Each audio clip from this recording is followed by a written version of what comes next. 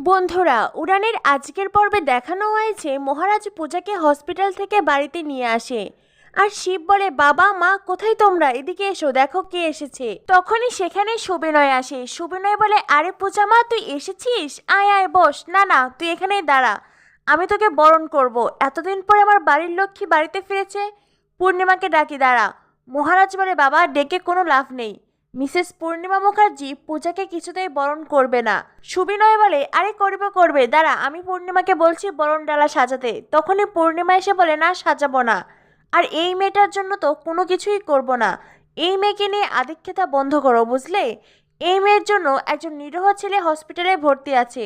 মহারাজ চোখের ইশারায় সুবিনয়কে বলে, কি বলেছিলাম না? পূর্ণিমাকে সুবিনয় বলে, পূর্ণিমা তুমি এটা কি বলছো?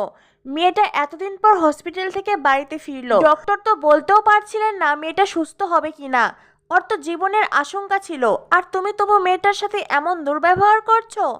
পূর্ণিমা বলে, শোনো, এই মেয়েকে নিয়ে ভাবার সময় আমার নেই। আমার ছেলে সোমনাথ, সে যে কাল থেকে বাড়িতে ফেরেনি, তোমার কোনো চিন্তা আছে? বউটাও হয়েছে তেমন, নিজের ঘরে ভোস ভোস করে ঘুমাচ্ছে। আর এই যে মহারাজ, তুই নাকি মুখার্জি বাড়ির রক্ষাকর্তা, তো নিজের দাদার খোঁজ নিয়েছিলি?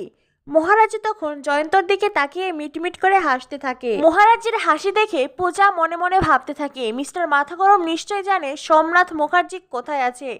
তখনই সেখানে আসে চিয়া, আর চিয়াকে দেখে পূর্ণিমা মুখার্জির চোখ তো কপালে।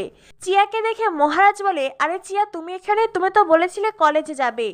চিয়া তখন ভেতরে ঢুকতেই শিব বলে, আরে ও আদৌ লেখাপড়া করেন কিনা তারই সন্দেহ, ও যাবে কলেজে। চিয়া আর শিবের আরও একবার হাতাহাতি শুরু হয়।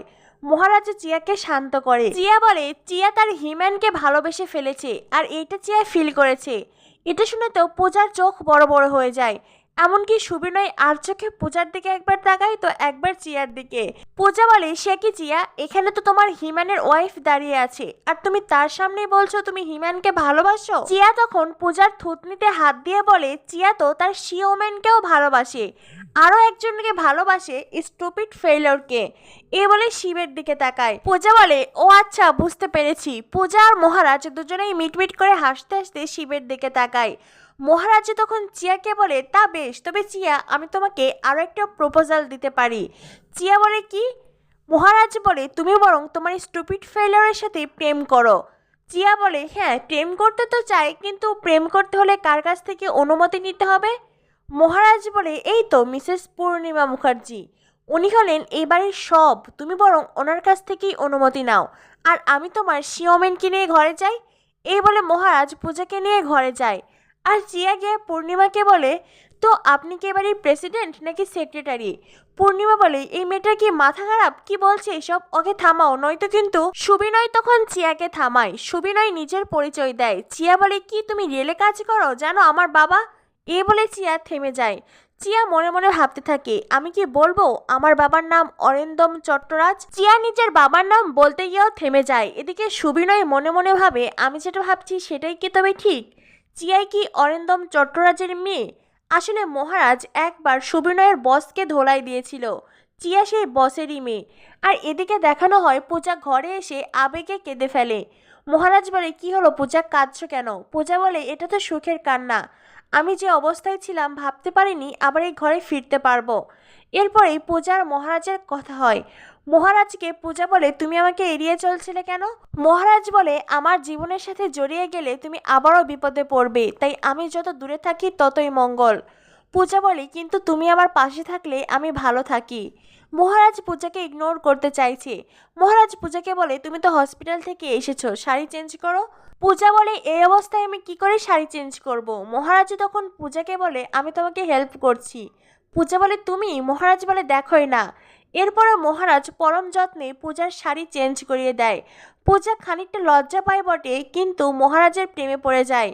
পূজা মনে মনে ভাবতে থাকে, মিস্টার মাথা গরম, আমি তোমাকে যতবারই দেখি ততবারই তোমাকে ভালোবেসে ফেলি। তুমি এতটা ভালো মানুষ, তোমার এই দেবতার মতন স্বরূপ আমি গোটা পৃথিবীকে দেখিয়ে দেবো। মিস্টার মাথা গরম, আমি তোমার কেসটা নিয়ে লড়বো, যতই বাধা আসুক না কেন, আমার প্রাণ সংশয় হোক না কেন, তবু আমি থেমে থাকবো না। মহারাজ পূজাকে বলে, পূজা তুমি আমার কেস রিওপেন করবে না। পূজা বলে, মিস্টার মাথা গরম, তোমার কেস অলরেডি রিওপেন হয়ে গেছে, আর আমার এই লড়াইয়ে আমি অনেককে পাশে পেয়েছি। মহারাজ বলে, অনেকে? পূজা বলে অনেকে, আবির, মন্ত্রীমশাই সবাই আমার সাথে আছে, সবাই তোমার হয়ে লড়াই করবে। মহারাজ তখন মনে মনে ভাবতে থাকে, না পূজা, আমি কিছুতেই তোমাকে সামনে এগোতে দেব না। এইবার এই যুদ্ধের রাশ আমাকেই টানতে হবে। আমি তোমাকেও যেমন থামাবো, ঠিক তেমনি সোমনাথ মুখার্জির অস্ত্রের সামনে ঢাল হয়ে দাঁড়াবো। আমি তোমাদের কারোর কোনো ক্ষতি হতে দেব না।